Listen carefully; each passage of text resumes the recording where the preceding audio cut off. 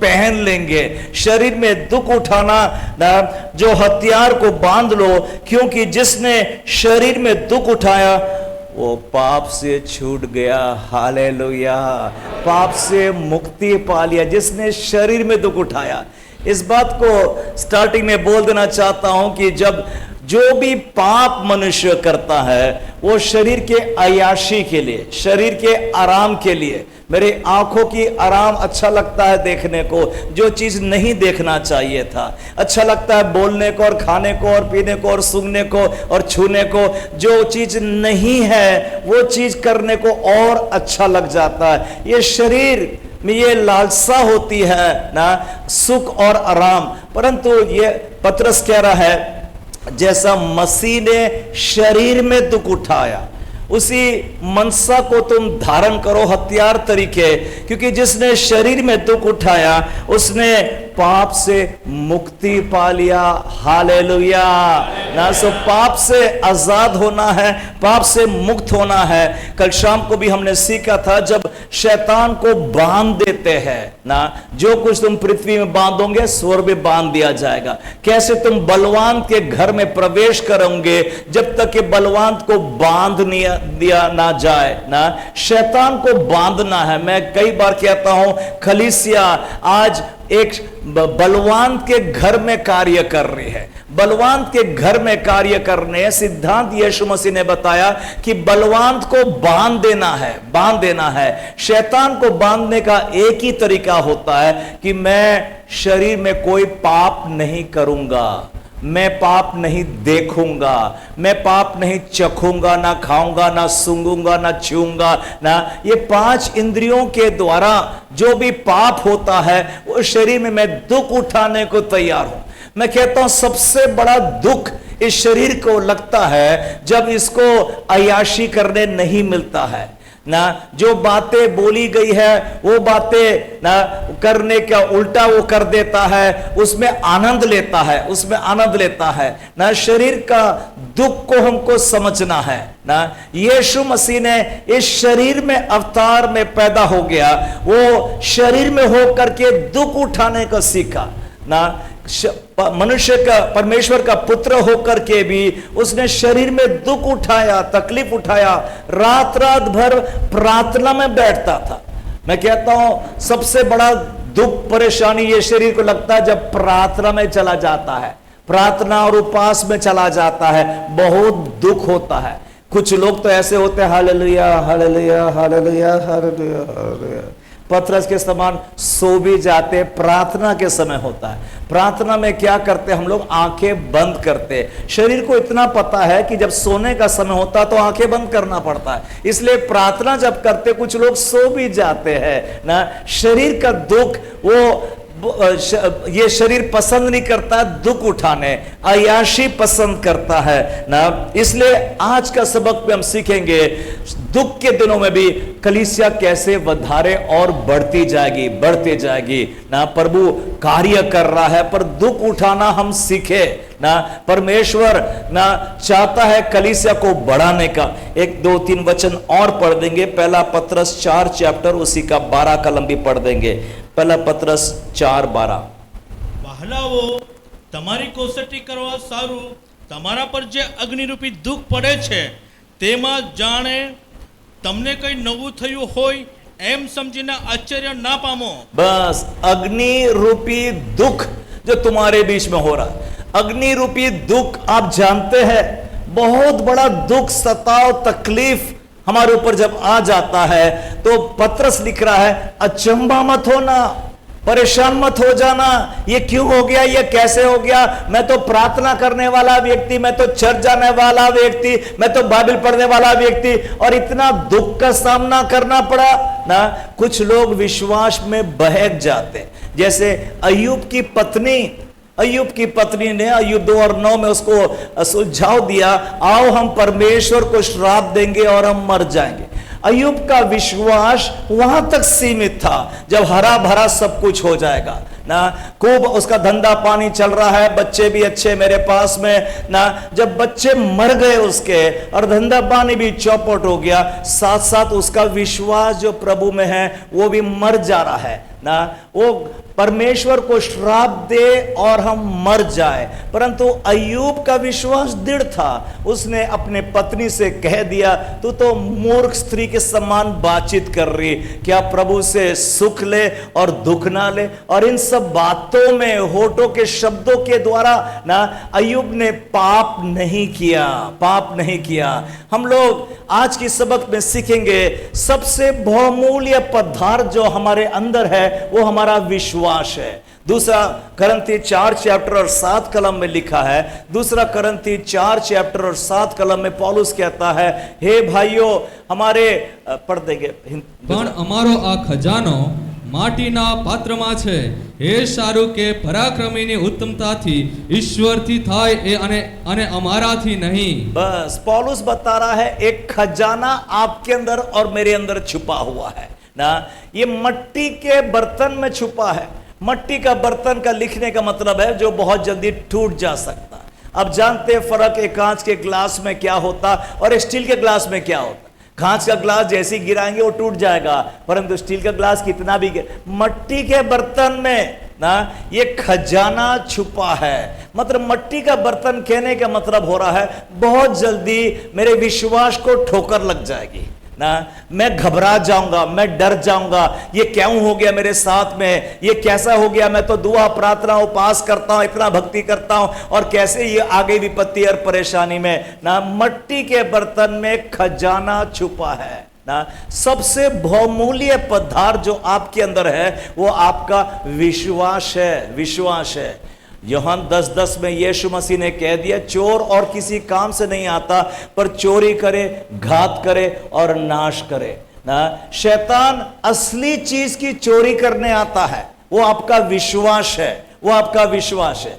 एक बार हमारे restart project जो नागपुर में चलता है HIV पेशेंट्स के लिए, 2 डॉक्टर काम करते हैं उसके पीछे में ना। HIV पेशेंट को देख, वहां पर चोरी हो गई ना। जो चोर थे वो पूरा कबर्ड को छाने पर कबर्ड में पूरा दवाई तो बाजू वाले घर में उस रास्ते से घुसे ना, और वो घेना कुछ ढूंढ रहे थे, सोना ढूंढ रहे थे, और बाजू वाले घर में कुछ 4-5 लाख का सोना मिल गया उसको और लेके फरार हो गए। अभी तो 6 महीना हो गई उस घटना को, अभी तक मिल नहीं पाए। चोर इसलिए आता, आलतू फालतू चीज के लिए नहीं आता, वो बहुमूल्य चीजों के लिए। बहुमूल्य चीज जो आपके अंदर में है वो आपका विश्वास है ना। मेरे जीवन की आखिरी सांस भी ये कहना पाए, यीशु प्रभु है, यीशु प्रभु है, उद्धार करता है, परमेश्वर का बेटा। मैं विश्वास करता हूं, मैं विश्वास करता हूं। कितना भी मार खा जाऊं, कितना भी जान भी ले ले, आखिरी सांस आपकी और मेरी ये कहने पाए, यीशु मसीह परमेश्वर का बेटा है, मैं उस पर विश्वास करता हूं। आप जानते हैं ना 2008 में जब कंधमाल उड़ीसा में कितना सताव हो गया, बता दिया जाता है रातों रात लोग बिगड़ गए थे, उनका मन परिवर्तन हो गया था। एक पड़ोसी जो 25 साल से बाजू रह रहा है, शांतिपूर्वक रहता है, अचानक से रातों रात हत्या मार काट कर, और कितने क्रिश्चियन लोग गांव से निकाल दिए गए थे। वो जंगल में फिरते थे और पत्ती खाते थे ना। कितने लोग मर भी गए थे ना, कितने बच्चे और मां उनके साथ ना, कितने तकलीफ के द्वारा वो गुजर रहे थे। आप जानते हैं मणिपुर में क्या हाल हुआ। पिछले दिनों में मुझको एक पास्टर मिला था मणिपुर में, अभी 2 साल हो गया है, 2 साल हो गया मैं अपने घर में वापस नहीं गया। उसने बताया कैसे बुलडोजर ला करके उनके पूरे गांव के घर को तोड़ दिया गया है ना, कैसे उनके चर्च को तोड़ दिया गया है ना। पतरस बोल रहा है जब अग्नि रूपी परीक्षा तुम पर आ जाएंगे तुम अचंभा मत खाओ ना, क्या हो गया, ये क्यों हो गया, ये कैसे हो गया, आप अचंभा नहीं होना ना। एक वचन पढ़ देंगे, 2 तिमोथी उसका 3 चैप्टर 12 कलम, 2 तिमोथी 3 चैप्टर 12 कलम भी पढ़ देंगे आप। जेओ ख्रिस्त यीशुमा भक्तिभावથી ચાલવા ઈચ્છે છે તેઓ સર્વની સતાવણી થશે। बस जो ख्रिस्त यीशु मसीह में भक्ति की चाल चलन चलना चाहेंगे वे सब सता दिए जाएंगे। ये तो मेरे को लग रहा है कुछ गलत प्रिंटिंग में आ गया है। भक्ति के साथ जीवन बिताने वाला तो प्रभु मेरे साथ में है, मुझे कोई रोग नहीं होगा, कोई शैतानिक हमला मेरे साथ में विरोध कामयाब नहीं होगा। परंतु वचन क्या बोल रहा है? भक्ति के साथ जो जीवन बिताना चाहते वे सब सता दिए जाएंगे। अच्छा नहीं लगा ये वचन पढ़ करके? एक वचन पढ़ देंगे, भजन संहिता उसका 34 और 19 कलम। 34 और 19 दाऊद कहता है, भजन संहिता 34 चैप्टर में और 19 कलम। ન્યાયી માણસના જીવનમાં ઘણા દુઃખો આવે છે, પણ યહોવા તેને તે સર્વમાંથી વિજય અપાવે છે। न्याय मनुष्य में बहुत घना दुख आवे छे।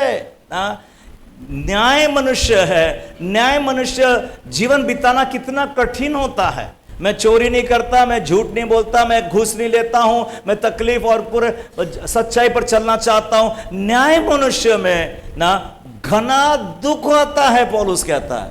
परंतु दाऊद कहता है, परंतु एक एक बातों में परमेश्वर मुझे मुक्त करता है। हालेलुया, छुड़ा देता है, रास्ता निकाल देता है। परंतु वो घड़ी बड़ी दुख की होती है जब मेरे ऊपर में, मैं तो धर्मी व्यक्ति हूं, मैं तो न्याय व्यक्ति हूं, मैं तो सच्चाई पर चल रहा और मेरे साथ ही बुरा हो रहा, मेरे साथ ही बुरा हो रहा ना। कई बार वो व्यक्ति पीछे हट जाता। बाइबल में बहुत सारे लोगों के बारे में लिखा है, जैसे पौलुस ने हेमियस और अलेक्जेंडर का भी नाम भी लिया, जिसने विश्वास रूपी नाव को डुबा दिया। विश्वास रूपी नाव, उनके विश्वास को डुबा दिया ना। बेकार है, मतलब उनका कहना मतलब होता होगा ना, बेकार है इतना बाइबल पढ़ना, बेकार है चर्च जाना, बेकार है प्रार्थना करना। वो विश्वास रूपी नाव को उन्होंने डुबा दिया। इसलिए आज के सबक में हम सीखेंगे ना, हम लोग सब जन सताव के लिए तैयार रहने पाए, जैसा मसीह ने शरीर में हो करके दुख उठाया। एक वचन पढ़ देंगे आप, फिलिप्पी 2 चैप्टर और 5 कलम। 2 और 5 कलम, ફિલિપી 2 ચેપ્ટર 5 કલમ। ખ્રિસ્ત ઈસુનું જેવું મન હતું તેવું તમે પણ રાખો। ख्रिस्त यीशु मसीह का जो मन था उसी वैसा ही मन तुम्हारा भी होने पाए, तुम्हारा भी। दुनिया में आने से पहले यीशु मसीह ने अपने मन को तैयार कर दिया, मन को। एक बार वो घटना याद आ रही है जो मेरे पिताजी ने बताया था। उनका रूपांतर हो गया था। नागपुर में 3 जन प्रार्थना कर रहे थे और एकाएक तेजस्वी उनका शरीर हो गया। वो तो स्वर्ग में चले गए, स्वर्ग में चले गए। बहुत सुंदर जगह उन्होंने देखा ना, और बहुत वहां से पृथ्वी को देख रहे थे, स्वर्ग से पृथ्वी को देख रहे थे तो मैला कीचड़ के समान लग रहा था, गंदा लग रहा था ना। और यीशु मसीह ने कहा, बेटा तेरा समय नहीं आया अभी, तो वापस जाना पड़ेगा तुझको। वो तो नहीं बोल रहे थे, नहीं जा रहे थे ना, परंतु यीशु मसीह ने बोला तेरा समय नहीं आया, तू वापस जाएगा ना। तो वापस आकर के शरीर पूरा पृथ्वी पर जब आया तो ऐसा लगा कि वो कोई मैले कीचड़ में गिर गए हैं ना। इतना बदतर और इतना गंदा लगा है उनको ना। ये यीशु मसीह जो मनसा हुई उनकी इस पृथ्वी में आने से पहले अपने मन को तैयार कर लिया, अपने मन को तैयार करा। जो मन प्रभु यीशु मसीह में था वो तुम में भी होने पाए। हम लोग जानते हैं नताल में तो बहुत बड़ा यीशु मसीह का जन्म हुआ इस पृथ्वी पर, और फिर गुड फ्राइडे के दिन हम लोग मनाते हैं यीशु मसीह की कुर्बानी जो क्रूस पर किया गया। कितना दुख सहा, बलिदान सहा ना। परंतु जब यीशु मसीह जगत में भी आ रहा है ना, जो नताल दिवस हम लोग मनाने जा रहे हैं अब दिसंबर 25 को ना, यीशु मसीह इतना अपने आप को, मन को तैयार कर दिया ना। हम जानते हैं ना, जो चरनी में भी जगह भी नहीं थी, कैसा दुख अन्याय वो सह रहा था, सब कुछ सह रहा। तो आप लोग मन को तैयार करने पाए, दुख उठाने के लिए मन को तैयार करने पाए। हम लोग तो हरदम सुख की बातें सोचते और करते हैं ना, परंतु यह वचन बोल रहा है जो मनसा प्रभु यीशु मसीह में थी वो तुम में भी होने पाए। अगला वाला वचन कहता है वो परमेश्वर होकर के भी मनुष्य का रूप लेकर के आए। मनुष्य का रूप नहीं, उसके आगे लिखा है दास का स्वरूप धारण किया, उसने नौकर का स्वरूप धारण किया। मिनिस्टर बन के, राजा बन के यीशु मसीह नहीं आया ना, वो तो नौकर बन करके आया और मृत्यु सह लिया। उन दिनों में मृत्यु के अलग अलग तरीके होते हैं, इलेक्ट्रिक चेयर जैसा होता है वैसा भी है, और फांसी भी लगा सकते, पत्थर से मार डाल सकते, परंतु क्रूस की मृत्यु सबसे खतरनाक होती थी। उसमें 2 दिन और 5 दिन भी आदमी लटका लटका लटका लटका धीरे धीरे करके उसकी दम निकलते जाती थी। यीशु मसीह ने क्रूस की मृत्यु को सहन कर लिया है, वो पसंद कर दिया है ना, आपके लिए और मेरे लिए इतना दुख उठाया है। इसीलिए उसका 2 औरतों में लिखा है, इस कारण से पिता ने उसको अति महान किया, एक नाम दिया, श्रेष्ठ नाम दिया, जो सब नामों के ऊपर नाम पाया जाता है, यीशु मसीह का नाम। आइए ताली बजाकर उस नाम के लिए हम धन्यवाद करेंगे, यीशु मसीह के नाम के लिए हम धन्यवाद देंगे। ये एक अजर है, एक भेंट है जो पिता यीशु मसीह को दे रहा है ना। हम जानते हैं जब यीशु मसीह के नाम से हम प्रार्थना करते हैं ना, जैसे कि गीत गाने वाले ने बताया, भाई कुणाल ने ना, वातावरण बदल जाता है, वातावरण बदल जाता है जब यीशु मसीह के नाम से हम प्रार्थना करते हैं ना। हम जानते हैं जो भी पदार्थ जो फैक्ट्री से निकलता है वो क्वालिटी टेस्टिंग QC ना उसके द्वारा निकलता है। क्वालिटी टेस्टिंग में उसको 100 बार और 1000 बार देखते, जैसे कि एक स्विच हो जाएगा ऑन ऑफ जिसमें करते हैं, उसको बार बार स्विच में ऑपरेट करते हैं। अलग अलग पदार्थों का क्वालिटी टेस्टिंग होता है ना, रिगरस टेस्टिंग हो जाता है ताकि वो फेल ना होने पाए।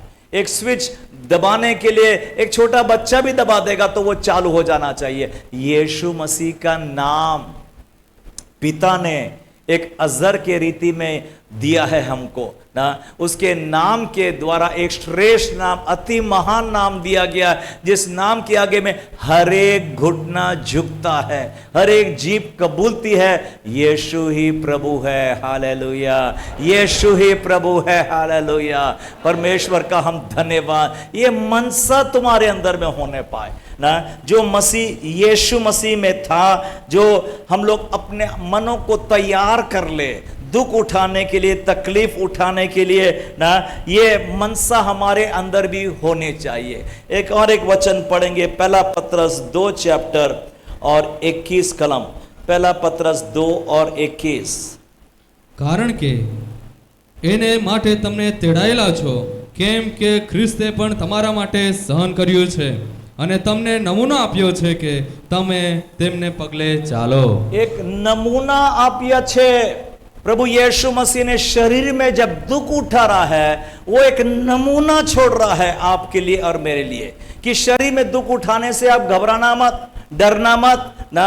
कैसे शरीर में दुख उठाया यीशु मसीह ने, एक नमूना छोड़ दिया है मुझे। वो परमेश्वर होकर के भी ना, पतरस ने तो तलवार निकाल दिया था, एक का कान भी काट दिया था, और यीशु मसीह ने कह दिया जो तलवार उठाएगा तलवार से मार। क्या पतरस तू नहीं जानता, अभी प्रार्थना करूं और मेरा पिता 12 टोली स्वर्गदूतों की भेज देगा ना। प्रार्थना सिर्फ मुंह से निकलने की बात थी यीशु मसीह के, और कितना मदद स्वर्गदूतों का आ सकता था, पर यीशु मसीह वचन के आगे में झुक गए थे। उसने कह दिया वचन कैसे पूरा होगा, वचन कैसे पूरा होगा। अगर मैं ये प्रार्थना कर दूंगा ये समय पर 12 टोली स्वर्गदूत का पिता मुझे भेज, पर वचन कैसे पूरा होगा। मतलब यीशु मसीह ना शरीर में दुख उठाने से घबराते नहीं थे ना, डरते नहीं थे। वो तो अभी प्रार्थना करूं और अभी आ जाएगा स्वर्गदूत उसकी रक्षा करने के लिए ना। वो वचन के आगे में झुक जाते थे, वचन के आगे में ना, कि शरीर में दुख उठाना है। तो पतरस भी कह रहा है ये हथियार तरीके अपने आप को तैयार कर लो, अपने मनों को तैयार करो शरीर में दुख उठाना, क्योंकि शरीर में जो दुख उठाया है वो पाप से मुक्त हो गया, पाप से आजाद हो गया है। तो शरीर का में दुख उठाने को हम डरेंगे नहीं, हम घबराएंगे नहीं ना, हम लोग शरीर में दुख उठाने के लिए तैयार हो जाएंगे। ये हमारे लिए एक हथियार है ना, कि जितना मार मारे। उन दिनों में मैं पिछले दिनों में कुछ एक रील देख रहा था इंस्टाग्राम में, और एक पास्टर बस में चढ़ गया था, प्रचार कर रहा था, अमेरिकन पास्टर था, वो बस में प्रचार करना शुरू कर दिया उसने। एक जवान ने उठ गया वहां पर और एक तमाचा मारा। मेरे को नहीं सुनना है ये सारी बातें, ये सारी बातों पर मैं विश्वास, एक तमाचा मारा ना, पास्टर भी हिल गया था थोड़े समय बाद में। आगे चल करके वो जवान के पास चला गया, एक गाल पर चाटा दिया, अभी दूसरा गाल भी देता इस पर ही मार। और आगे चल करके ना बहुत वो जवान बहुत क्रोधित हो गया ना, परंतु वो पास्टर नम्रता के साथ में लगा रहा। आखिरी में जा करके वो जवान भी झुक जाता है, घुटने टेक कर प्रार्थना करता और रोने लग जाता है ना। हम लोग इस बातों पर ध्यान को केंद्रित रखेंगे ना, अपने ऊपर नहीं ना, कि आत्मा बच जाए ना। हम लोग कितना भी दुख उठाने को तैयार हो जाएंगे, परंतु उसके पीछे में आत्मा बचे। जैसा कल शाम को मैंने बताया था ना, पतरस और यूहन्ना ने जन्म के लंगड़े के लिए प्रार्थना किया, वो चंगा हो गया था। परंतु उसके बाद में लिखा है 4 प्रेरित में कि 5000 लोग ये देखकर और विश्वास में आ गए। सो पतरस और यूहन्ना वो 5000 की भीड़ को देख रहे होंगे ना, उसको देखकर ये जन्म के लंगड़े को कह रहे हैं उठ खड़ा हो जा यीशु नासरी के नाम से, और वो एकाएक चंगा हो गया। पर उसको देख करके 5000 लोग ने विश्वास कर। मैंने कल शाम को भी बताया था, पौल और सिलास जब मध्य रात्रि के समय जेल में प्रार्थना और धन्यवाद दे रहे थे, वो लोग जेलर के परिवार के लिए देख रहे थे कि वो कैसे उद्धार पाएगा ना, कैसे बपतिस्मा रातों रात हो जाएगा। उसी के लिए जेल के द्वार भी खुल गए। वो लोग भागने के लिए नहीं थे वहां पर ना। शरीर में दुख उठाएंगे हम लोग, इसलिए उठा रहे हैं ताकि ना कहीं कोई आत्मा बच जाए ना। कुछ लोग हमारे बीच में जेल में डाले गए थे, पूना जेल में भी थे, पर वहां पर भी गवाही दिया उन्होंने, यीशु मसीह के गवाही दिया ना, और कैसे यीशु मसीह ने कार्य कर दिया। इसलिए ये मनसा धारण करो। जिसने शरीर में दुख उठाया उसने पाप से मुक्त हो गया, मतलब उसने शैतान को बांध दिया। शैतान अब कुछ भी नहीं कर सकता मेरे ऊपर में। जो शरीर में दुख उठाने को तैयार हो जाता है ना, तकलीफ उठाने को, हम लोग यही प्रार्थना करते हैं, प्रभु उसका उद्धार हो जाए। प्रभु जी मैंने कल भी गवाही देकर बताया था, जब जेल में डाला गया था ना, मैं और मेरे पिताजी को दुर्ग सेंट्रल जेल में, और बाद में जाकर होश आया हमको ना। पहले तो क्यों हुआ मेरे साथ में, मैं तो जवान राजीनामा दिया अपने कंप्यूटर की जॉब छोड़ करके ना। प्रभु का स्वर तो पूरा खुश हो जाना चाहिए। पहले तो बात तो बहुत अचंबा करने लगा था मैं, ये क्यों हुआ मेरे साथ में। बाद में समझ आई, और मैंने पिताजी को बोला, ये कितने जेल सेल में जो लोग बैठे ना, इनको कभी भी मौका नहीं मिलता है वचन और सुसमाचार सुनने का। आओ हम इनके लिए वचन सुनाएंगे। और मेरा पिताजी 5 जन को लेकर बैठे, मैं 2 जन को लेकर बैठा, और हमने वचन, और बहुत जल्दी बातें करते करते आंसू बहने लग गए उनके शरीर में से ना। दुख तकलीफ उठाया हमने ना, परंतु कोई ना कोई किसी के जीवन में सुसमाचार सुनाया उन्होंने ना। तो हम लोग मन में ठान ले, दुख तकलीफ कितना भी हो जाए मेरे जीवन में, मैं उसको गवाही के लिए इस्तेमाल करूंगा और आत्मा जीतने के लिए इस्तेमाल करूंगा। ये मनसा हमारे अंदर में होनी चाहिए ना। तो इसलिए यीशु मसीह ने जो दुख उठाया है ना, वो उसके चिन्हों पर हम चले। वो उदाहरण है हमारे लिए कि शरीर में दुख उठाने से हम घबराएंगे नहीं। एक वचन पढ़ देंगे, पहला पत्रस 3 चैप्टर और 14 कलम 3 और 14। पहला पत्रस 3 और 14। પરંતુ જો તમે ન્યાયપણાને માટે સહન કરો છો તો તમે આશીર્વાદિત છો। તેઓની ધમકીથી ડરો નહીં અને ગભરાઓ પણ નહીં। बस ना, अगर तुम न्यायपनों के लिए दुख उठा रहे हो ना, तो क्या आगे वाले वचन में कहता है, अगर अन्याय किया है और दुख उठा रहे तो क्या लाभ उसका। न्याय में जब करता हूं और मैं दुख उठाता हूं ना, तो तुम घबराओ मत, डरो मत ना, बहुत बड़ा असर है तुम्हारे लिए ना। सो इसलिए जब तकलीफ सताव आ जाती है, हम लोग घबराएंगे नहीं, हम लोग डरेंगे नहीं, हम लोग विश्वास करते जाएंगे। हमारा रवैया बदलना है। एक वचन पढ़ देंगे, प्रेरितों काम उसका 5 चैप्टर और 41 कलम, 5 और 41 आप पढ़ देंगे। प्रेरितों काम 5 और 41। તેઓ તે નામને લીધે અપમાન પામવા યોગ્ય ગણાયા, તેથી તેઓ આનંદ કરતા સભામાંથી ચાલ્યા ગયા। बस यही पतरस और चेले लोग प्रभु यीशु मसीह के 12 चेले हुए, चुने हुए थे। एक तो धोखा दे दिया था उसमें ना, परंतु अब जब पवित्र आत्मा उन पर आ गया, अब घबरा रहे नहीं है डरने से। इसके पहले आप जानते हैं पतरस भी 3 दफे इनकार कर दिया, मैं नहीं जानता, क्योंकि वो शरीर में दुख उठाना नहीं चाहता था। उसने शरीर के दुख उठाने से घबरा गया था, वो डर गया था, इसलिए वो अपने आप को बचाने के लिए मैं नहीं जानता ये यीशु मसीह को, मैं नहीं जानता हूं, अपने आप को अलग कर दिया। पर जब पवित्र आत्मा से भर गए, अब शरीर में दुख उठाने से वो घबराते नहीं, परंतु आनंद की बात समझे ना, कि मुझको प्रभु के लिए एक अपमान किया गया, मुझको डंडे पड़ गए, मुझको लाठी पड़ गए, मुझको मारपीट हो गया, दाढ़ी नोचा गया, जेलों में बंद कर दिया गया। फिर से पढ़ देंगे 5 और 41 प्रेरितों का। તેઓ તે નામને લીધે અપમાન પામવા યોગ્ય ગણાયા, તેથી તેઓ આનંદ કરતા સભામાંથી ચાલ્યા ગયા। बस आनंद करके चला गया। ये एक नया आनंद है ना, जिसकी हम लोग समझ नहीं पाते हैं ना।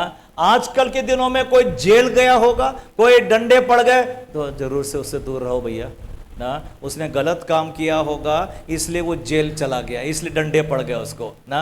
परंतु प्रेरितों के दिनों में वो आनंद की बात समझते थे। मतलब वो लोग अपने बीच बातचीत करते होंगे, तू कितने बार जेल गया?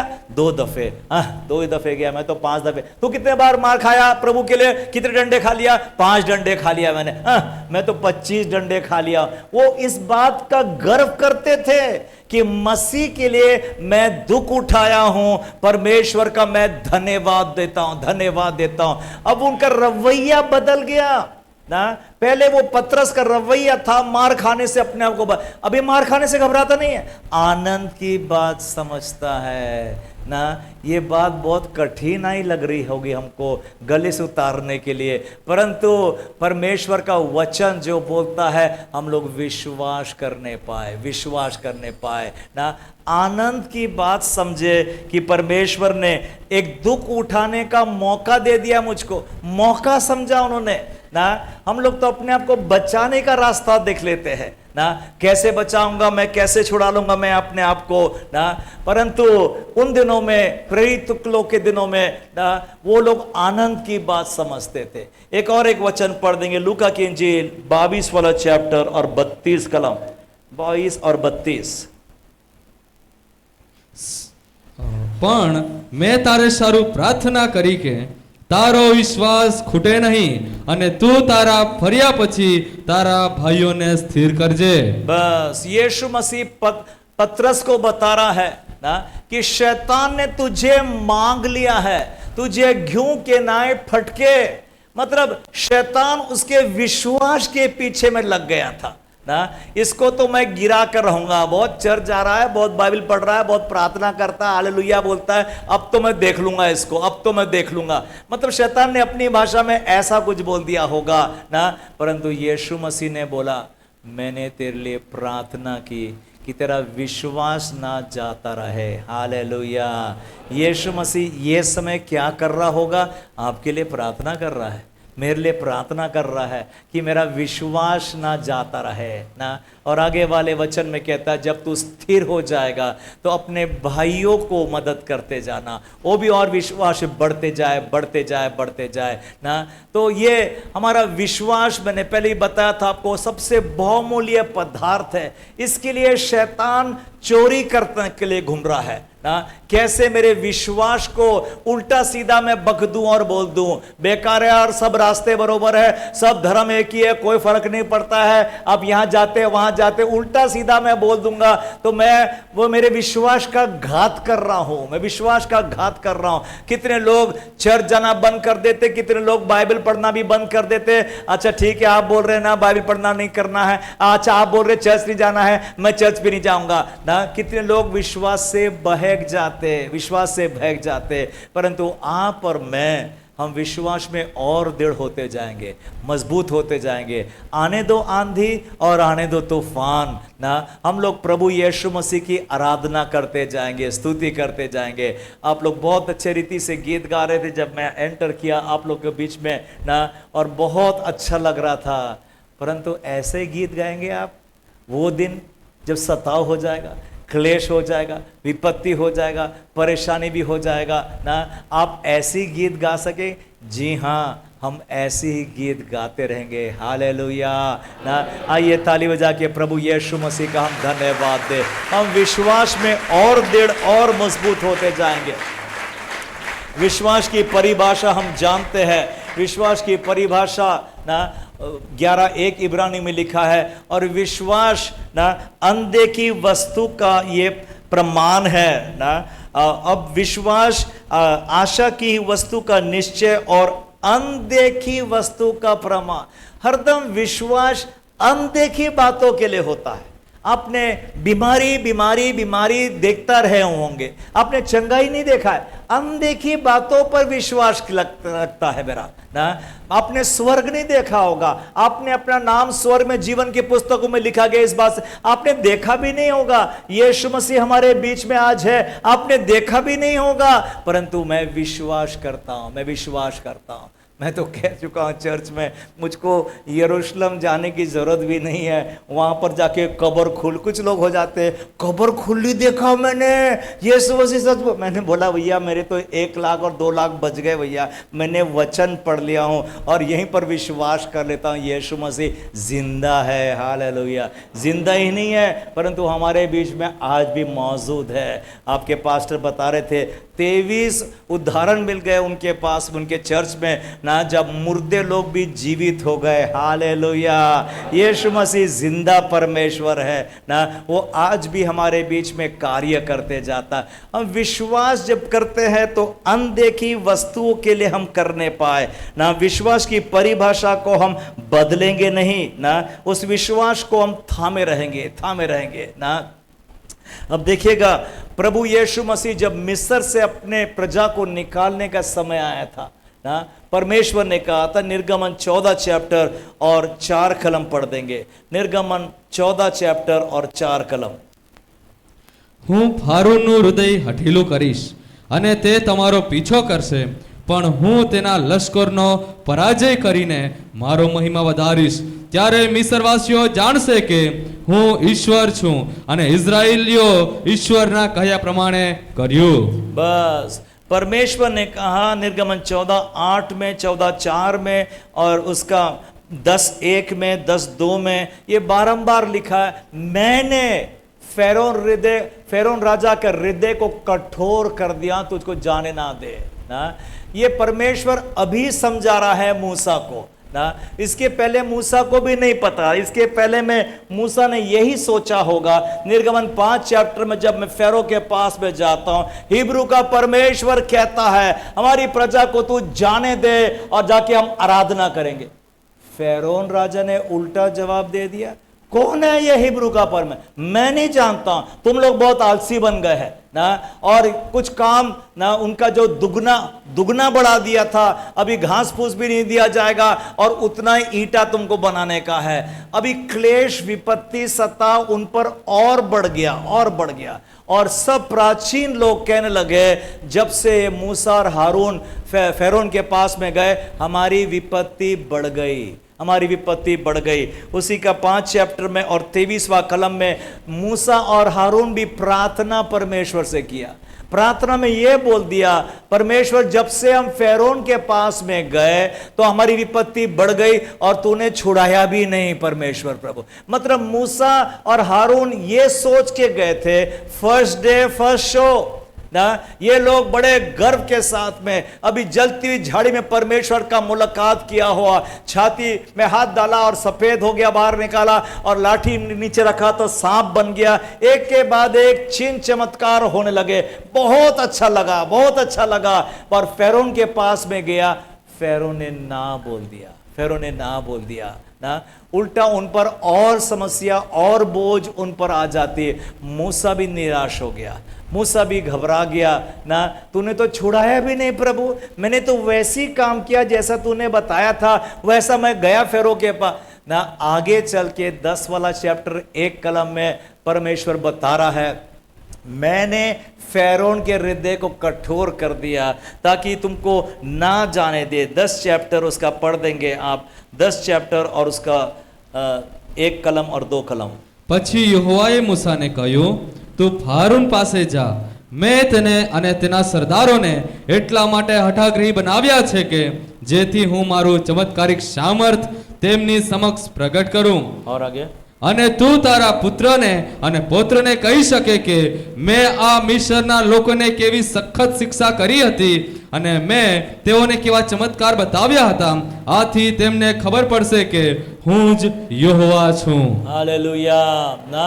परमेश्वर ने बोला, मैंने फेरोन राजा के हृदय को कठोर कर दिया हूं, इसलिए किया हूं ताकि मिस्र के लोग जाने, मिस्र के लोग जाने मैं ही पृथ्वी पर यहोवा परमेश्वर हूं। 6 चमत्कारों के द्वारा परमेश्वर ने अपनी प्रजा को बाहर निकाल दिया। मतलब परमेश्वर चाहता था, तो परमेश्वर जब मूसा निर्गमन 5 में पहली दफे गया था फेरोन राजा के पास में, और फेरोन राजा बोला होता, अरे कौन है भैया तुम्हारा परमेश्वर जिसका विरोध मैं कर सकता हूं, तुम प्लीज जाइएगा, अपने बीबी बच्चों को लेकर के जाइए, धन संपत्ति लेकर के जाइए, सब कुछ लेकर के जाइए। और मूसा बड़े जोर शोर के साथ वहां से निकल गया होता ना। मूसा को कैसे फूल हार भी पहना दिया होता और बड़ा भारी लीडर आ गया हमारे बीच में, और बड़े आनंद के साथ 430 साल की गुलामी को खत्म कर दिया ना। परंतु ऐसा कुछ भी नहीं हुआ ना, उल्टा विपत्ति बढ़ गई, सताव बढ़ गया, परेशानी बढ़ गई। उसका एक और एक वचन पढ़ेंगे आप ना, निर्गमन 1 चैप्टर और उसका 12 कलम, 1 चैप्टर और 12 कलम। પણ જેમ જેમ તેઓ ઇઝરાયેલીઓને પીડા આપતા ગયા તેમ તેમ તેઓની સંખ્યામાં વૃદ્ધિ પામતા ગયા। बस जितना जितना दुख देते गए उतना उतना और कलीसिया बढ़ते गई। Hallelujah hallelujah hallelujah. आइए ताली बजाकर यीशु मसीह का हम धन्यवाद करेंगे। जितना जितना दुख देता गया उतना उतना वो इज़राइल की संतान बढ़ते गई बढ़ते गई बढ़ते गई ना। इसलिए यहां पर इस वाक्य वचन में 2 बातें लिखा है, दुख के बारे में लिखा है और दूसरी बातें में बढ़ता गया है। हम आप और मैं विश्वासी जन हैं, हम लोग बढ़ता हुआ की तरफ में ध्यान देंगे, दुख के तरफ में ध्यान नहीं देंगे। दुख तकलीफ सताव कितना भी बढ़ता जाएगा, कलीसिया और बढ़ती जाएगी और बढ़ती जाएगी और बढ़ती जाएगी ना। परमेश्वर ने यह भी उदाहरण रखा था, 430 साल की गुलामी खत्म होने को आ रही थी, जैसा प्रभु ने अब्राहम को बोला था, एक एक वाक्य वचन पूरा हो गया ना। और परमेश्वर ने मूसा को खड़ा किया बड़े चिन्ह चमत्कारों के साथ, पर मूसा ने अपनी प्रजा को बाहर निकाला। हम जानते हैं वो 10 महामारी जो वहाँ पर मिस्र में आ गई थी, कैसा मूसा हाथ उठा रहा था और अंधकार हो गया एक तरफ में और रोशनी हो गई, कैसा मूसा ने हाथ उठाया और मेंढक आ गए थे और जूही आ गया था उनके बीच में, कितना विपत्ति और हेल स्टोन और बर्फ भी गिरने लग गई थी, अग्नि भी गिरने लग गई थी एक बार। अब तो मूसा को मजा आ रहा होगा मिनिस्ट्री में, अब मूसा एक ही हाथ उठा रहा है, अब एक के बाद एक के बाद एक के चिन्ह चमत्कार होने लगे हैं ना। कैसे परमेश्वर ने जोर शोर के साथ में अपनी प्रजा को बाहर निकाला। और अंतिम हम आश्चर्यक्रम जानते हैं, परमेश्वर ने जो किया था, मिस्री का पहलौटा जानवर का भी हो ना, पहलौटा बच्चा मर जाता है, मर जाता है। इतना विपत्ति, रोने की आवाज हो गई कि फेरोन ने कृपया बोला मूसा को, कृपया करके तुम जाओ, हमारे बीच में से निकल जाओ, अपना बोरा बिस्तर बीवी बच्चों को लेकर के तुम चले जाओ। ऐसा ही होने वाला है। हालेलुया। हम ताली बजाकर यीशु मसीह का धन्यवाद देंगे। ऐसा ही होने वाला, ऐसा ही होने वाला, ऐसा ही होने वाला। Hallelujah hallelujah hallelujah. परमेश्वर ने कैसे मूसा को भी इस्तेमाल किया ना, वहां पर विपत्ति परेशानी पर मूसा दृढ़ रहा घबराया नहीं, डरा नहीं ना। प्रभु ने जो कार्य वचन दिया था वो बढ़ता ही गया, बढ़ता गया। इसलिए आप और मैं हरदम अपना ध्यान केंद्रित करेंगे बढ़वती के तरफ में ना, कैसे मैं बढ़ने वाला हूं, कैसे मैं बढ़ने वाला। परमेश्वर ने चिन्ह चमत्कार जो किया था उनके बीच में दो कारण थे। एक तो कारण यह था कि मिस्री लोग जाने, दुनिया के लोग जाने कि मेरा प्रभु यीशु मसीह ऐसा भी कार्य करता है ना। मैं कहता हूं हमारे शहर में जो भी कार्डियोलॉजिस्ट डॉक्टर होगा, जो आंखों का डॉक्टर ऑप्थोमोलॉजिस्ट हो जाता है ना, जो कान का भी, ये सब मशहूर क्यों हो गए? बिकॉज ऐसे ऐसे पेशेंट और खतरनाक केसेस उन्होंने हैंडल किया हो ना, जिसको कई डॉक्टर ने बोला आप तो बच ही नहीं सकते, उसके ऊपर में कारीगरी किया, वो डॉक्टर बहुत मशहूर हो गया है ना, और हम पसंद करते हैं उसको। मेरा प्रभु कई बार ऐसी कठिनाई के द्वारा कलीसिया गुजरती है और वहां पर अपने बड़े हाथ को दिखाता है। हालेलुया ना। भजन संहिता 34 और 19 हमने पढ़ चुका है। धर्मी के बहुत सारी विपत्ति तो होते हैं, परंतु यहोवा एक एक से छुड़ाता है। Hallelujah, hallelujah. परमेश्वर का हम धन्यवाद देंगे ना। एक वचन पढ़ेंगे, यूहान 15 चैप्टर और 16 कलम। यूहान 15 चैप्टर और 16 कलम। यीशु मसीह ने कहा अपने चेलों से और विश्वास करने वालों से, તમે મને પસંદ કર્યો નથી, પણ મેં તમને પસંદ કર્યા છે અને તમને મોકલ્યા છે કે તમે જઈને ફળ આપો અને તમારા ફળ કાયમ રહે, જેથી તમે મારે નામે પિતાની પાસે જે કંઈ માંગો તે તમને આપે। बस यीशु मसीह कह रहा है, तुमने मुझे पसंद नहीं किया, मैंने तुमको पसंद किया। हालेलुया ना। सो एक एक भाई और बहन जो यहाँ बैठा है, यीशु मसीह ने आपको पसंद किया है ना। हमने नहीं पसंद किया यीशु मसीह को, यीशु मसीह ने हमें पसंद, और इसलिए पसंद किया कि तुम बहुत से फल लाओ। फल लाओ का मतलब रिप्रोड्यूस करने पाए। जैसा मैं हूं जॉन जोसेफ, वैसा और भी जॉन जोसेफ को तैयार करने पाऊं ना। ये यीशु मसीह की मनसा, इरादा, और बहुत से फल लाओ यीशु मसीह ने कहा।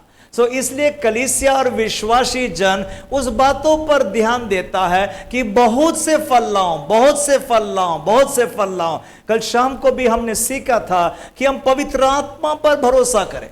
पवित्र आत्मा हृदय को छेद दिया।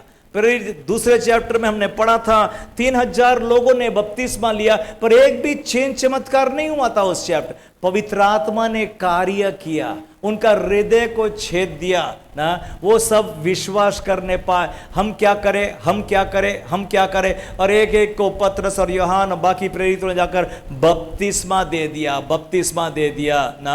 मैं उन दिनों में कुछ गणित कर रहा था, 3000 लोगों को अगर बपतिस्मा देना है, 12 जन वो प्रेरित थे, तो कितना टाइम लगता है। तो मैंने शॉर्ट में बता दूंगा मैं आपको, अगर 8 घंटा देना है, रोज रोज बपतिस्मा देना है, 12 लोगों को देना है, अगर एक एक के पीछे में 1 मिनट भी जाता है ना, और समय भी लगता होगा उसके लिए, तो कम से कम 4 से 5 दिन लग जाते। अगर 8 घंटा पास्टर बपतिस्मा दे रहा है, बपतिस्मा दे रहा है, 3000 लोगों को बपतिस्मा देना है मुझको ना, तो 4 और 5 दिन लग जाएंगे बपतिस्मा। 5वें वाले दिन में उसकी कमर पकड़ जाएगी पास्टर की, अभी लंगड़ते लंगड़ते आएगा चर्च में और प्रेज द लॉर्ड बोलेगा, हालेलुया बोलेगा ना। प्रभु यीशु मसीह आत्मा जो काम, ये तो आत्मा का शुरुआत था ना।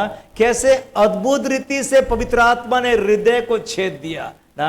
आगे हम जानते हैं पौलुस भी जो सौल था पौल बन गया था, कितनी सारी पत्रियां लिख दिया उस नवा करार में, कितने सारे कलीसिया का स्थापित कर दिया। ये पवित्र आत्मा कट्टर और क्रिस्ट विरोधी भी व्यक्ति होगा, वो सबका बदलाव कर देता है। वो सब जन विश्वास, पवित्र आत्मा पर भरोसा करें। मेरी मनसा, मेरी बुद्धि पर ना भरोसा करने पाए। हमने कई बार प्रार्थना किया होगा उसका बेटा चंगा हो जाए, वो बहन चंगी हो जाए, तो देखना सब लोग विश्वास में आ जाएंगे ना। ये आपका और मेरा सोच होगा ना, परंतु यीशु मसीह पवित्र आत्मा के द्वारा, सो आप पर मैं पवित्र आत्मा पर भरोसा करने पाए। पवित्र आत्मा असंभव कार्य कर देता, असंभव से संभव कार्य कर देता है। परमेश्वर के लिए कोई बात कठिन नहीं है। हम लोग पवित्र आत्मा के कार्य पर विश्वास करें। अगर मरियम सोचती रहती थी कि मैं कैसे गर्भवती हो जाऊंगी, मैं तो पुरुष को जानती भी नहीं हूं, तो सोचती रह जाती थी। परंतु लूक 1:38 में उसने कहा, देख मैं तेरी दासी हूं, तेरे वचन के अनुसार मेरे जीवन में होने दे। हालेलुया ना। और तब जाकर मरियम वहां पर कंसीव करी, गर्भ धारण करी उसने, पवित्र आत्मा के द्वारा हुआ। पवित्र आत्मा ऐसा भी कार्य, मतलब पवित्र आत्मा ऐसे मेरे समझ के बाहर कार्य कर देता, केवल मैं विश्वास करने पाऊं। प्रभु सब कुछ कर सकता है, मैं विश्वास करने पाऊं। लोग क्या बोलते होंगे, समाज क्या बोलता होगा, डॉक्टर क्या बोलता है, वैज्ञानिक क्या बोलता है ना। लूका 4:16 में लिखा है, एक प्रसिद्ध चमत्कार हो गया। लूका 4:16 में ना, जब जन्म का लंगड़ा वो चंगा हो जाता है ना, एक प्रसिद्ध चमत्कार वहां पर यहूदियों ने बोला था ना। चमत्कार शब्द का मतलब ही होता है एक घटना जो मेरे समझ के बाहर है, जिसको मैं समझा नहीं सकता हूं वैज्ञानिक रीति से, और साइंटिफिक तरीके से समझा भी नहीं सकता हूं कैसे हो गया ये। जन्म का अंधा व्यक्ति कैसे देखने लगा, जन्म का लंगड़ा व्यक्ति और 4 दिन का मुर्दा भी कैसे जीवित हो गया, मैं समझा नहीं सकता हूं, मैं बता नहीं सकता हूं। पवित्र आत्मा ऐसे कार्य करना चाहता उनके जीवन में जो विश्वास कर लेंगे। हालेलुया ना। 100% मैं विश्वास कर लेता हूं प्रभु यीशु मसीह पर। ऐसा मेरा दृढ़ विश्वास होना चाहिए ना। परमेश्वर पवित्र आत्मा के द्वारा ऐसे अद्भुत और महान कार्य आपके जीवन में, मेरे जीवन में करेगा। परंतु हर कार्य परमेश्वर ने बाइबल में कर दिया, वो था पापों से उद्धार पाने के लिए। हमने कल भी पढ़ा था, उस मरीज को जिसको छत खोल करके उतार दिया था, उस व्यक्ति को यीशु मसीह ने पहले बोला, हे मनुष्य तेरे पाप क्षमा कर देता हूं, तेरे पाप। फिर जाकर बोला अपनी खाट उठा के तू चल ना। मनुष्य के दृष्टि में खाट उठा के तू चल, ये तो बड़ा कार्य है ना। वो तो पापों की क्षमा किसने देखा रे, किसको पता रे क्या हुआ, कब हुआ ना, क्या फायदा होगा उसमें से ना। पर परमेश्वर के दृष्टि में पापों की क्षमा ये सबसे इंपॉर्टेंट काम है। ये बहुमूल्य धन है जो मेरे भीतर मट्टी के पात्र में छिपा हुआ, इसको हम संभाले रखे अपने पाए, ये धन को कोई चुराने ना पाए ना। अगर आप बीमारी का सामना कर रहे हैं, 2 साल हो गया और 5 साल हो गया, 10 साल भी हो गया होगा, बीमारी बीमारी बीमारी के साथ ना, शैतान तो वो आपकी परीक्षा लेता जाएगा, लेता जाएगा, लेता जाएगा, जब तक के आप अंगीकार कर देंगे कुछ नहीं होता। प्रार्थना करने से कुछ नहीं होता, बाइबल पढ़ने से कुछ नहीं होता, चर्च जाने से कुछ नहीं होता, और आप पीछे हट जाएंगे, पीछे। ये तो शैतान तो बहुत खुश हो जाएगा ना, वो तो जीत गया ना कि आपको विश्वास से बहका दिया है। परंतु आप और मैं विश्वास में दृढ़ रहने पाएंगे ना। इसलिए हमने कल भी पढ़ा था शाम को मरकुस 16:17 कलम, विश्वास करने वालों के बीच में ये चिन्ह होंगे। पहले विश्वास फिर चिन्ह, पहले विश्वास पहले फिर बाद में चिन्ह ना। कई बार हम चिन्ह पहले मांगते हैं, चिन्ह दिखा दे, मेरे बेटे को चंगा करके बता दे ना, तो मैं विश्वास कर लूंगा, बाद में विश्वास। ये मनुष्य का सोच होता है। परमेश्वर क्या बोल रहा है, पहले विश्वास, पहले विश्वास ना। वो तो बाद में चिन्ह मेरे पीछे लग जाती है, चिन्ह की लाइन लग जाती है एक बाय एक ना।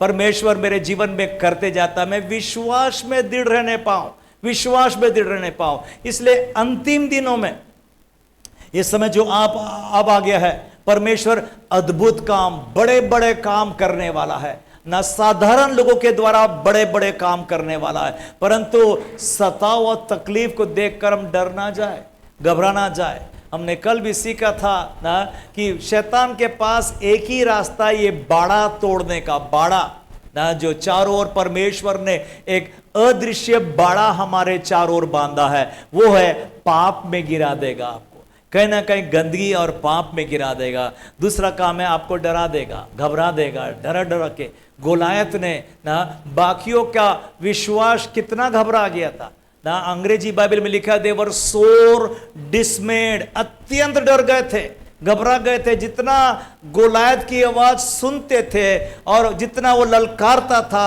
सुबह शाम ललकारता था, जितना सुनते उतना और डर डर डर ना। इजरायली का परमेश्वर और दाऊद का परमेश्वर अलग नहीं था, परंतु दाऊद की जरूरत थी वो व्यक्ति जो परमेश्वर पर भरोसा करता। कौन है रे खतना रहित फिलिस्ती जो जीवते परमेश्वर की सेना का विरोध कर दिया ना।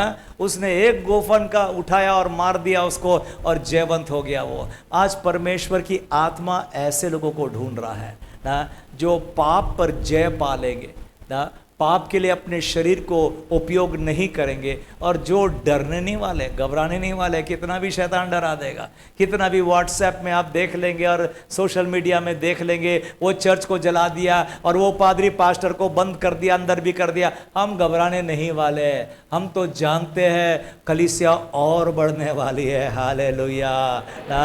ये कलीसिया भी पास्टर बता रहे थे छोटी पड़ रही है, इतनी बड़ा चर्च ना। मुझे बताया गया तापी में सबसे बड़ा चर्च होगा तो ये वाला चर्च पाया जाता है। कितने हजार, अभी पास्टर इसका 2 गुना 3 गुना और का प्लानिंग कर रहा और करना भी चाहिए ना। पास्टर प्रभु बहुत ऐसे आशीष दे और वो कार्य को और बढ़ाते जाए, पर सावधानी बनाना ना। प्रभु का आत्मा काम कर रहा है, इससे बढ़कर और भी चर्चेस आ जाएंगे, और भी चर्चेस आ जाएंगे। हम प्रभु का ताली बजाकर धन्यवाद देने पाए। हालेलुया ना। परमेश्वर कार्य कर रहा है, परमेश्वर नियंत्रण में है। कोई घटना ऐसी नहीं घटी है जो परमेश्वर के नियंत्रण के बाहर है ना। हम परमेश्वर का धन्यवाद देंगे। कल मैं पास्टर विकेश के साथ बातचीत कर रहा था, वो सतीश कुमार के चर्च कैलवरी टेम्पल हैदराबाद में जाकर आया। अब तो बोले वहां पर 3 लाख और 4 लाख लोग आ जाते होंगे, कितनी संख्या में लोग। और वो एक ही चर्च नहीं है हैदराबाद में, और भी चर्चेस पाए जाते हैं ना। तो प्रभु का काम बढ़ता ही बढ़ता जा रहा। हालेलुया। हमें खबर नहीं होगी, हमें दिख रहा नहीं होगा, हम लोग सिर्फ व्हाट्सएप और सोशल मीडिया में खबर सुन लेते और देख लेते और डर भी जाते। शैतान का काम है आपको डरा डरा के कम से कम आपका मुंह बंद कर दे ना, गवाही भी ना देने पाए, बोलने भी ना पाए ना। इसलिए हम लोग घबराने वाले लोग नहीं हैं। हम लोग शरीर में दुख उठाएंगे। पहला फिर से पढ़ देंगे वचन जो स्टार्टिंग में पढ़ा था, पहला पत्रस 4 चैप्टर उसका 12 कलम। पहला पत्रस 4 और 1 पढ़ा था हमने ना, और हम समाप्त कर देंगे। 4 और 1 फिर से पढ़ देंगे। जबकि मसीह ने शरीर में होकर दुख उठाया। હવે ખ્રિસ્તે આપણા માટે મનુષ્ય દેહમાં દુઃખ સહ્યું છે, માટે તમે પણ એવું જ મન રાખીને સજ્જ થાઓ, કેમ કે જેણે મનુષ્ય દેહમાં દુઃખ સહ્યું છે તે પાપથી મુક્ત થયો છે। हालेलुया। पाप से वो मुक्त हो जाता है ना। जो मनसा प्रभु यीशु मसीह में थी, यीशु मसीह में मनसा ये थी कि मैं शरीर में दुख उठाऊंगा, तकलीफ उठाऊंगा, मेरे ऊपर में अन्याय किया जाएगा, दाढ़ी नोचा जाएगा, कांटों का ताज पिना दिया जाएगा, 39 कोड़े मुझे मारे जाएंगे, मैं शरीर में दुख उठाने को इसलिए उसने मन को तैयार किया। पृथ्वी में आने से पहले वो मन को तैयार किया। आपका मन तैयार रहना चाहिए। दुख तकलीफ शरीर का कितना भी हो जाए, हम सब कुछ सहने के लिए तैयार हो। हम लोग अचंबा नहीं हो जाएंगे, हम लोग घबराएंगे नहीं ना। पवित्र आत्मा ने मुझे बोला है ये वाला वचन आज यहां पर प्रचार करना, एक मकसद के लिए बोला होगा ना, एक इरादा परमेश्वर का होगा बोलने का ना। हम लोग घबराने ना पाए, डरने ना पाए। हम लोग सपना देखेंगे और तैयारी करेंगे कैसे कलीसिया काम और बढ़ता जाएगा, और बढ़ता जाएगा, और बढ़ता जाएगा, और नई नई कलीसिया स्थापित होते जाएगी, और बड़ी बड़ी कलीसिया आते जाएगी। गुजरात राज्य में परमेश्वर अपना कार्य बढ़ाना जानता है। आइए ताली बजा के परमेश्वर को और एक बार धन्यवाद देंगे ना। हम परमेश्वर का धन्यवाद दे। अंत में एक वचन पढ़ देंगे आप, प्रेतो काम उसका 4 चैप्टर, प्रेतो काम उसका 4 चैप्टर और 4 चैप्टर, और आप पढ़ देंगे 29 और 30 और 31 कलम। प्रेतो काम 4 चैप्टर 29। હવે હે પ્રભુ તમે તેઓની ધમકીઓ ધ્યાનમાં લો અને તમારા સેવકને તમારી વાત પૂરી હિંમતથી કહેવાનું સામર્થ આપો। और आगे તે દરમિયાન તમે લોકોને નિરોગી કરવા અને તમારો હાથ લંબાવો અને તમારા પવિત્ર સેવક ઈશુના નામે ચમત્કાર, ચિહ્નો તથા આશ્ચર્ય કામો કરાવો. અને તેઓ પ્રાર્થના કરી રહ્યા ત્યારે જે મકાનમાં તેઓ ભેગા થયા હતા તે હાલ્યું અને તેઓ સર્વ પવિત્ર આત્માથી ભરપૂર થયા અને ઈશ્વરનું વચન હિંમતથી બોલવા लाग्या. ईश्वरना वचन हिम्मत से बोलने लगे. ये भी हिम्मत भी पवित्र आत्मा का एक वरदान होता है. सताव, तकलीफ, मुसीबत पे भी मैं चौकड़ी पर खड़े होकर हिम्मत से प्रभु का वचन को प्रचार करते जाऊंगा. प्रभु यीशु मसीह अपना कार्य कर रहा है, चिन्ह चमत्कार कर रहा है, वो कार्य को बढ़ाने के लिए जो मैं प्रचार कर रहा हूं.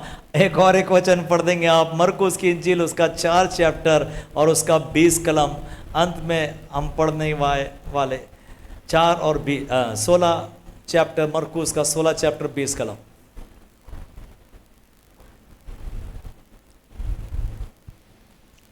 તેઓએ ત્યાંથી જઈને બધે ઠેકાણે સુવાર્તા પ્રગટ કરી. પ્રભુ તેઓના કામોમાં તેઓની સહાય કરતો ને તેઓની હાથે થયેલા ચમત્કારોથી સુવાર્તાની સત્યતા સાબિત કરતો. बस आमीन. वचन में लिखा है चेले गए प्रचार करने के लिए और परमेश्वर चिन्ह चमत्कारों के द्वारा वो जो प्रचार कर रहे थे उसको वचन को सिद्ध करता गया. पहले प्रचार कर रहे हैं. प्रचार मतलब उन्होंने ऐसा किया होगा, आओ यीशु मसीह पर विश्वास करो, रोग, तकलीफ, बीमारी सब निकल जाएगी. ये लोग प्रचार करते थे. यीशु मसीह अपना काम करता था. चिन्ह चमत्कारों के द्वारा जो प्रचार वचन में किया गया उसको सिद्ध करते जाता था, सिद्ध करते जा. आज भी यीशु मसीह हमारे बीच में, ये पार्टनरशिप धंधा बोलते हैं. पार्टनरशिप काम, एक पार्टनर एक काम करेगा, दूसरा पार्टनर दूसरा काम करेगा. यीशु मसीह ना आज हमारे बीच में मौजूद है आपको चंगा करने के लिए, आपको छुटकारा देने के लिए ना, ताकि आपका भी उद्धार हो जाए, आपका परिवार का, आपके आस पड़ोस के लोग देखेंगे कि मेरा प्रभु यीशु मसीह ऐसे भी कार्य करता है. आइए अपने स्थानों पर हम खड़े हो जाएंगे, हम प्रार्थना करेंगे, हम परमेश्वर को धन्यवाद देंगे. पवित्र आत्मा के द्वारा वो यहोवा भी देता है, हिम्मत देता है ताकि मैं सुसमाचार का प्रचार करने पाओ. आज हम प्रार्थना करें, प्रभु मुझे हिम्मत दे, मुझे हिम्मत दे. आइए हर एक जन अपने हाथ उठाकर हम प्रार्थना करें. Hallelujah, hallelujah, hallelujah, hallelujah. ओ धन्यवाद और धन्यवाद और धन्यवाद. और प्रभु यीशु मसीह हम धन्यवाद देते हैं परमेश्वर. प्रभु तूने उस दिन प्रारंभिक कलीसिया को परमेश्वर आत्मा का वरदान था प्रभु, वो पवित्र आत्मा के वरदान से भर दिया था पिता. चिन्ह चमत्कार होने लगे उनके बीच में, अद्भुत चिन्ह चमत्कार होने लगे पिता प्रभु जी. और यहोवा के साथ वो वचन प्रचार करते थे. Hallelujah, hallelujah. ऐसा ही होगा लॉर्ड, ऐसा ही होगा हमारे बीच में भी, ऐसा ही होगा. हालेलुया. आइए ताली बजाकर यीशु मसीह का धन्यवाद करें. ऐसा ही होगा, ऐसा ही होगा. चिन्ह चमत्कारों के द्वारा प्रभु यीशु मसीह अपने कार्य करता जाएगा. Hallelujah, hallelujah, hallelujah. नया याव दे रहा है, हिम्मत दे रहा है. हालेलुया. मुंह खोलने का हिम्मत दे रहा है प्रभु यीशु मसीह. हो हम धन्यवाद देते परमेश्वर प्रभु जी. एक एक को पवित्र आत्मा के वरदानों से भर दे पिता परमेश्वर प्रभु जी. ओ प्रभु जी सबसे बड़ा वरदान प्रभु जी, ओ ताकि वो मुंह खोलने पाए, हिम्मत से गवाही देने पाए पिता कि यीशु मसीह ने ऐसे भी कार्य कर दिया प्रभु. अपने घर में भी, अपने परिवार में भी, अपने बच्चों में भी ये गवाही दे सके कि यीशु ऐसे भी कार्य करता है पिता प्रभु. इस कलीसिया को आपके नाम से मैं आशीर्वाद देता हूं पिता प्रभु.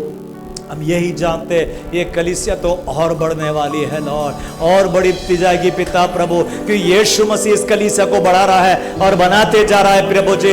एक एक घर और परिवार को प्रभु तो दृढ़ करते जा रहा है, विश्वास में प्रभु मजबूत करते जा रहा. हम धन्यवाद देते हैं पिता प्रभु.